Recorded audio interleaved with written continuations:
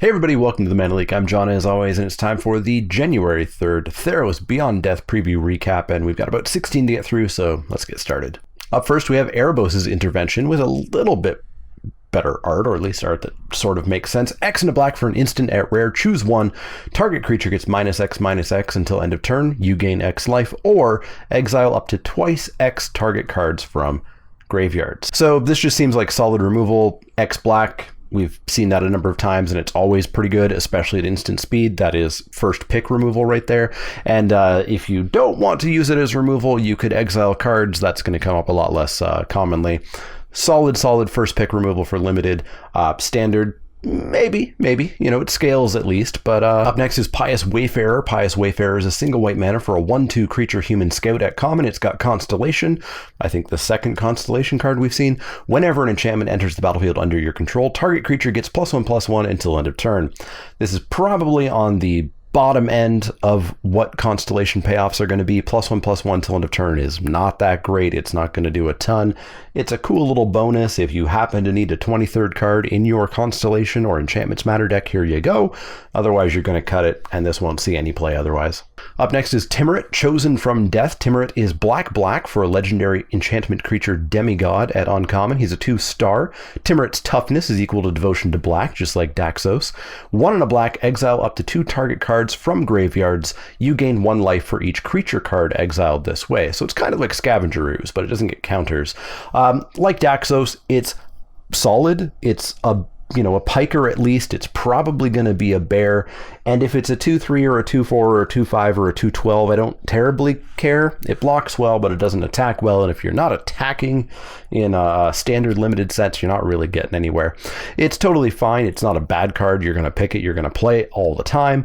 The 1 and a black will have some cool little bonuses. Maybe it's just gaining you life, but maybe it's stopping your opponent's escaping plans. But yeah, it's a solid limited card. I don't think we'll see any other play, because if this was a 3/2 and then a 4/2 and then a 5/2, if it's power grew, well, that could be something in a mono black devotion deck maybe. But toughness, nobody cares about that. Up next is the first Ironian Games. The first Ironian Games is 2 and a green for an enchantment saga at rare. Act 1, create a 1/1 human soldier token. Act 2, put 3 +1/+1 counters on target creature you control. Act 3, if you control a creature with power 4 or greater, draw 2 cards. Act 4, create a gold artifact token. So this is just a ton of value. It's a ton of stuff that green gets, Every mechanic in Magic green gets. Why this is drawing 2 cards, I don't know. Green needs to be walked back from just having every mechanic and being really good at it. But yeah, this is just a solid card. Getting a 1/1 for 3, not a huge fan of that, but if it's the only creature I have, it's a 4/4 for 3 on the second turn when it attacks, and that's great. And then I'm drawing 2 cards, and then I'm getting a gold for flavor reasons, essentially. This is a solid card. It's not bomby exactly, but it's just a ton of value packed into 1 card. Non-limited play, I don't know about that. It's a little bit slow for what it does, but it could see some non-limited play if some sort of Enchantment Matters deck pops up, perhaps, because this will just be extra value for that. Yeah, limited, love this card. Up next, from Lord Tupperware of Lords of Limited today, was Omen of the Sun. Omen of the Sun is 2 and a white for an enchantment at common. It's got Flash. When Omen of the Sun enters the battlefield, create 2 1/1 white human soldier creature tokens. It's got 2 types. Usually we get human or we get soldier. And you gain 2 life. Pay 2 and a white, sacrifice Omen of the Sun, scry 2. This is fine. I obviously prefer 1 and a white for my instant speed, make 2 1/1s, raise the alarm. Adding a mana and only getting 2 life, that's not great. But of course, the real secret here is that you get an enchantment for Constellation and Enchantments Matters decks, and you get a white mana symbol to stick around, whereas those tokens wouldn't have a white mana symbol amongst them. So yeah, this is probably just a totally fine limited card. Don't think it will see any constructed play. Perhaps if a white weenie deck pops up, this could make it, but there's probably just better cards. And then the fact that you can pay 2 and a white when this is just no longer relevant to scry 2, why not? Cool little card. I like the whole Omen cycle. We'll see some more today. It's cool for limited. Up next is Shimmerwing Chimera. Shimmerwing Chimera is 3 and a blue for an enchantment creature Chimera at uncommon. It's a 3/2 flyer. At the beginning of your upkeep, return up to 1 target enchantment you control to its owner's hand. Now, I almost caught myself here because this is not a May ability. You must do this, but it does say up to 1.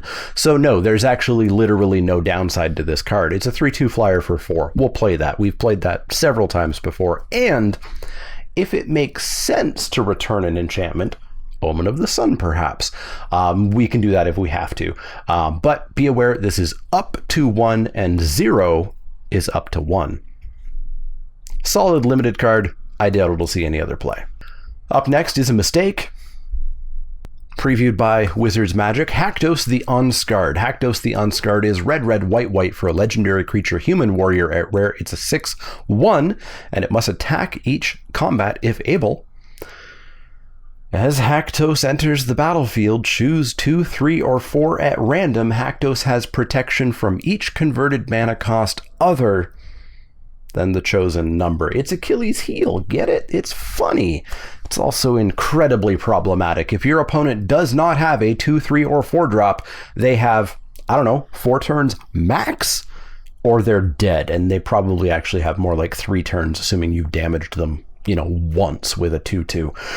This is just stupid. This is gonna ruin games of limited. Luckily, the games of limited where it doesn't ruin, where 2 is randomly picked and I have 3 2/2s, haha, waste of your time.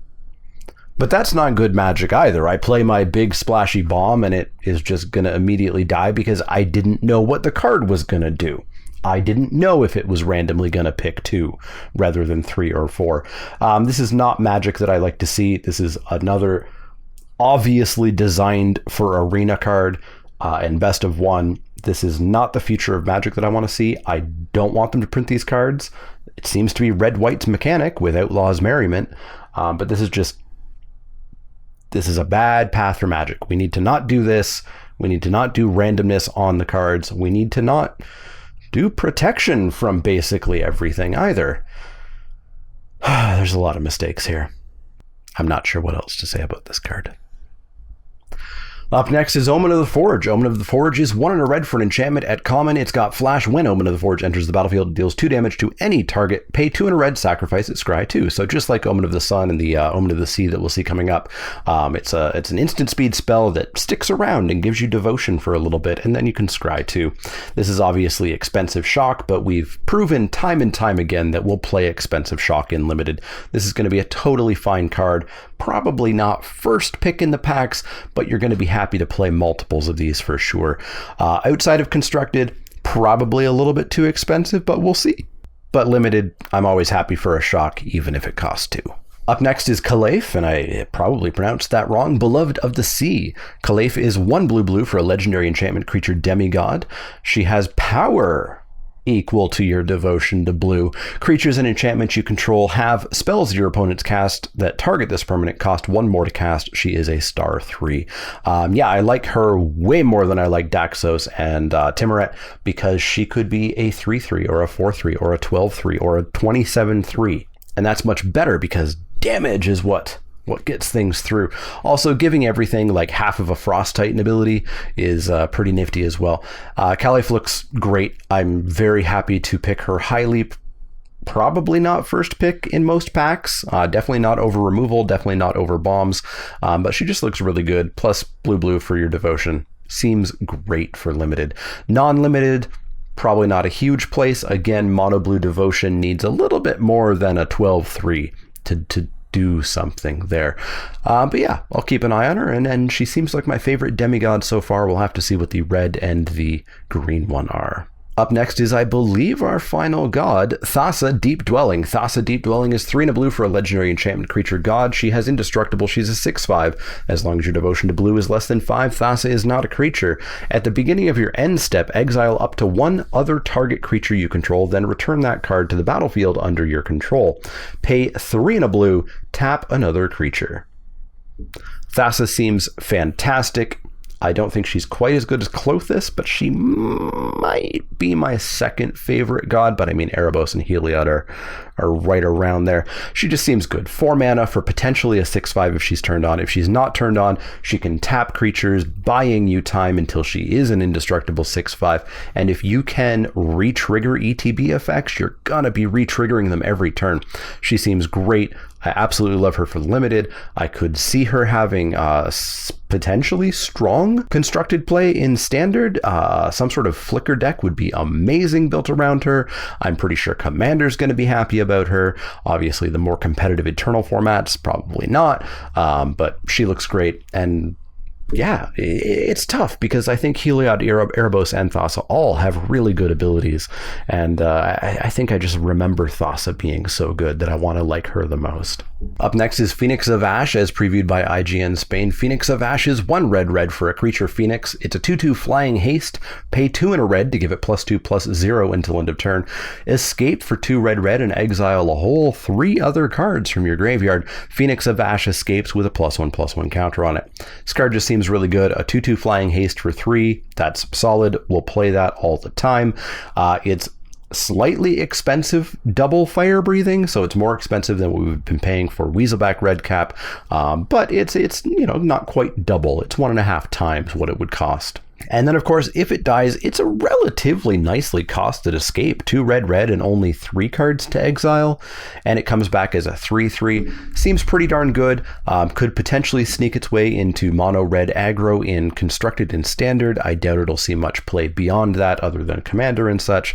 And in Limited, I think it's going to be just like the barest of steps below a true bomb, because it is just a 2/2 flyer, but it's still probably gonna do enough damage to end most games. Very good card here, Phoenix of Ash, just solid.